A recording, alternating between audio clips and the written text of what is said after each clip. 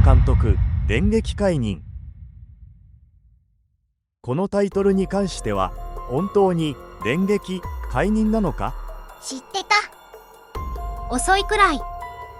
などという意見も耳にするが、改めてホーランド監督の就任から確認してみるとさまざまな事実が判明した。まず結論から述べさせてもらうと、最初から最後まで全部ダメだったという感想がまず浮かんでくる。なぜそんな感想に至ったのかについては改めて就任当初から振り返ってみよう。経験乏しいホーランド監督の就任と誤算。今季の横浜 F ・マリノスにおける監督人事は西野技術戦略部長が主導した。昨春まで浦和レッズでテクニカルダイレクターを務めていた彼は今季からマリノスでチーム編成の責任を担っている。監督選考はクラブが提携するシティフットボールグループ CFG の幹部と共に進めた。関係者によれば CFG が提示した候補者は数千人規模に上った。西野部長はその中から十数人と直接面談を行い、中山明宏社長も参加した最終面談で数人に絞り込んだ末、ホーランド氏を選んだ。ホーランド氏はシティフットボールグループの推薦ではなくマリノス側が主導して選んだ人物だった。ただし彼には監督としての実績がほとんどなかった。イングランド代表やプレミアリーグのチェルシー U21 イングランド代表などでコーチ経験はあるがトップチームを率いた経験は乏しかった。それでも西野部長は日本という異国の地で監督として挑戦したいという強い思いを感じたとし、彼にチームを託す決断を下したと。まずスタートがやばい。せっかく提携しているシティフットボールグループの推薦ではなくマリノス側の強い意向で人選を決定したのである。主導したのは西野技術戦略部長。浦和をちびっこ2列目パラダイスにしたあの西野氏である。攻撃失速と守備強化の代償。当初クラブはホーランド監督の補佐役として日本人ヘッドコーチの起用も検討していた。しかし最終的には CFG が強く推薦したパトリック・キスノーボ氏を招聘した。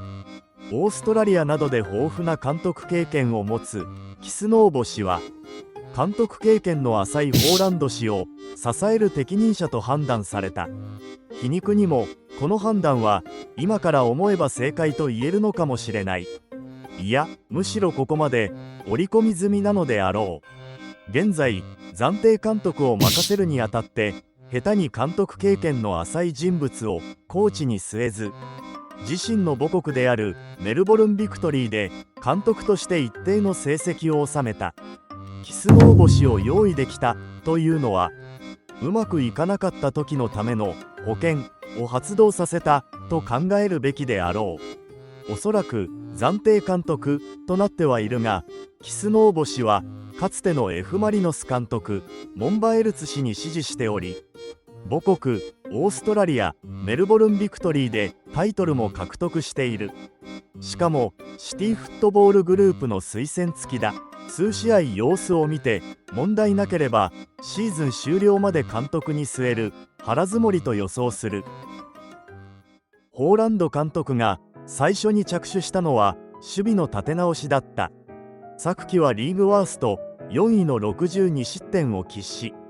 優勝や ACL 制覇を目指す上で守備の再構築は急務だった。開幕前後のトレーニングでは守備練習に多くの時間を割き、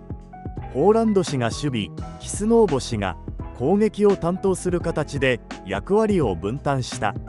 ただ守備の決まり事が増えたことで選手の攻撃面での自由度が大きく制限された。開幕から8試合でわずか4得点6失点。守備は一定の改善が見られたが攻撃力が明らかに低下した。しかも降格圏入りである。J リーグの歴史上一度も降格を経験したことのないマリノスにとって、この順位に位置することは屈辱ですらある。次第に選手からはもっと攻撃的に戦いたいという声が上がるようになった。4月9日の川崎フロンターレ戦以降、チームは前線からの守備と人数をかけた攻撃という昨季までのスタイルに回帰した。その結果、直近3試合では6得点8失点。得点力は戻ったが、今度は守備が崩壊し、チームは混迷の状況に陥った。 ACL と降格回避、迫られた決断。このタイミングでの監督交代には2つの要因があった。1つは ACL の準々決勝から決勝までが今月下旬以降、サウジアラビアで集中開催されること。もう一つは J2 降格への強い危機感である。2026年から J リーグは秋春制へと移行し、来年は特別大会として2月から6月までの短期リーグが開催される。この特別大会では昇降格が実施されず、今季 J2 に降格した場合、少なくとも1年半は J2 で過ごすことになる。 J リーグ開幕から33シーズンにわたり一度も J2 降格を経験していないマリノスにとって、降格は経営的にも重大なリスクである。何としても回避すべき事態だった。今回の監督解任は昨季のハリー・キューエル監督に続いて2年連続となった。キューエル氏も監督経験が浅いことが就任時から懸念されており、今回も同様の失敗を繰り返した形である。以上が全部ダメだったという感想に至ったいきさつの一部分である。何がやばいって、ここまでの内容が全部ではないという点である。さらにやばい話を続けていこう。 J リーグへの想定外のギャップと対応力不足。4月上旬、ホーランド監督に J リーグのレベルについて尋ねたところ、レベルが高いという前提で来日したが、別の部分で驚かされたと答えた。特にハイプレスの中からダイレクトに攻めるチームが多いことに意表をつかれたという。現代サッカーではボールを持った時にもダイレクトなプレーが増えていると感じていたが、日本のチームがそういったサッカーをしてくるとは思っていなかったと話した。しかしリーグ連覇中のヴィッセル神戸をはじめ、現在の J リーグには前線からの圧力と素早い攻撃を重視するスタイルを導入するクラブが多い。こうした想定外のプレースタイルは指揮官が結果を残せなかった要因の一つとなった。西野勉スポーティングダイレクターも、ヨーロッパの人たちは日本代表の印象をそのまま J リーグに投影していると語った。しっかりとビルドアップして中盤を構成しながら戦うチームが多いと思われていたようだが、実際はもっとダイレクトでシンプルパワフルなサッカーをするチームが多いとも明かした。現実としてマリノスもそうしたスタイルを持つクラブとの対戦に苦しんでいた。ホーランド監督はトップチームでの指揮経験がほとんどない状態で就任し、 J リーグ特有の戦い方に順応できなかった。この対応力の不足こそがチーム低迷の大きな要因となった。半年間マリノスの試合を追っていたという話は何だったのか。そもそもあなたキック&ラッシュの国から来たのでは。崩壊の象徴となった清水戦と見えた限界。4月16日の清水エスパルス戦、横浜 F マリノスは後半立ち上がりまでに2点をリードしたものの、時間の経過とともに選手の運動量が低下し、防戦一方の展開に持ち込まれた。結果として3点を奪われ逆転負けを喫した。この敗戦で6試合未勝利となり、試合後にはディフェンダー松原健をはじめとする複数の選手が涙を流す異例の光景が見られた。シーズン序盤では異常ともいえるチームの雰囲気が事態の深刻さを物語っていた。特に問題視されたのは選手起用の姿勢だった。連戦が続く中で先発メンバーを固定し続けていたにもかかわらず、清水戦での交代枠の使用はわずか2人。明らかに疲労が見える選手たちに対し交代枠を3つも余らせたことに疑問の声が上がった。試合後、ホーランド監督は変えればいいということではない。投入する選手の状態も見ないといけないと語ったが、以前から交代の少なさやタイミングの遅さは指摘されていた。選手たちは取材エリアでその不満を隠さず、先発を外れたある選手はなぜ自分が出場できないのか疑問と語り、フル出場した選手ももっと早く交代してほしかったと口にした。西野 SB が示した交代のタイミング。西野勉スポーティングダイレクターは以前の取材で監督交代の判断基準について数値的なボーダーラインは今話すものではないと前置きしつつ、監督の言葉に力がなくなったり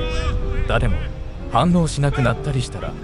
終わりと説明していた。清水戦の後、チームの空気からはその終わりが感じ取れた。選手たちの心が指揮官から離れたことが明白となり、クラブはついに決断を下した。なお、ポーランド氏の母国のイギリスデイリーメールでも彼の解任はニュースになっていた。注目すべきはそのニュースのコメント欄である。イングランドのファンが何年も前から知っていたことを知りました。驚くことではない。彼はイングランド代表チームでも数人を動揺させた。いや、驚きました。サウスゲートの無能さは伝染する。つまり神は存在する。厳しい口調で自分は真実を語っていると思っている北部のバカの一人だ。サウスゲートを任命するほど愚かなチームが出てくるまで二度と仕事はできないだろう。サッカー詐欺。イングランドは守備に7人か8人を配置して多大な損害を被った。多分本当に退屈だった。良いコーチだがマネージャーではない。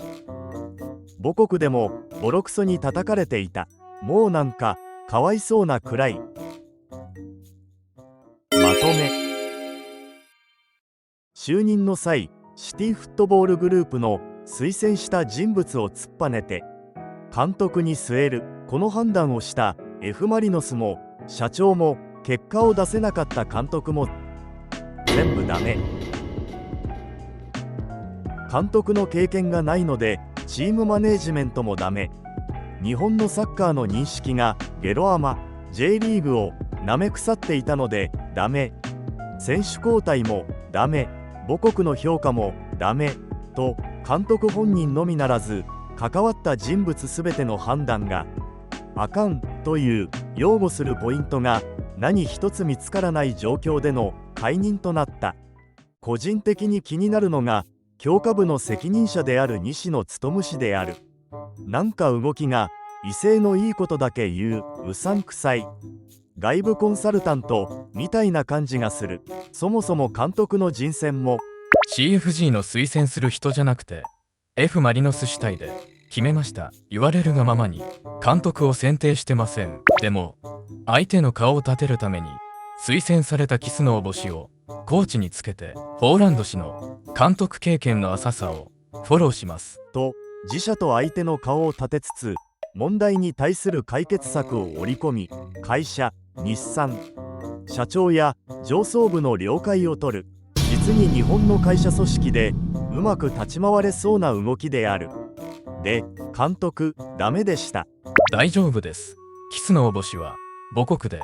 あと一応フランスでも監督経験ありますし、とりあえず暫定監督として様子を見ます。で、今のうちに CFG に後任の監督について相談しておきます。ここまでなら何か優秀なように見えるのではないだろうか。ただ問題としたいのは最初の人選である。浦和の時もそうだが彼らは日本では監督経験のない人々である。その点のフォローアップはしっかりできていたのであろうか。西野氏の今更な。ヨーロッパの人たちは日本代表の印象をそのまま J リーグに投影している。という発言を紹介したが、それを知っていながらこの人は何をしていたのだろう。監督経験がないということは契約時に分かっていたはずである。ならば何らかのフォローを構築することもこの人の仕事なのではないだろうか。例えは悪いがめっちゃ購入までの選定に時間をかけたペットを購入後はまるで世話をしない無責任な人のように見える。選定に関しても自身の責任で選択をするのではなく、上層部の顔色を伺いつつ何かと周りに都合の良い決定をする。 B 案 C 案を織り込みつつ日本の会社組織では出世できそうなタイプである。でも得てしてこういうタイプは大きな成果は残せない。なぜなら発生した問題に対して B 案 C 案を提示して真の問題を解決することなくなあなあで推し進めてしまうからである。ここまで書いておいて何だが、おそらく相当に賢い人物であるのであろうとは思う。しかし西野勉氏といえば浦和レッズに8年間在籍したワンクラブマンである。しかもウィキを見てみると引退後はイギリスリバプール大学に留学し MBA を取得、複数の会社の取締役も務めているという優秀な人材である。そんな人材を浦和はあっさり手放した。しかもシーズン中に何かわかるような気がする。こういう人、周りの人間やりづらいんだよな。個人の感想です。あとはシティフットボールグループが推薦したと言われているキスノーボ監督がまだマシな監督であることを祈るのみである。何かうまくいっていない要因が親会社の日産と似ている気がするのは私だけだろうか。ご視聴ありがとうございました。高評価、チャンネル登録をぜひよろしくお願いいたします。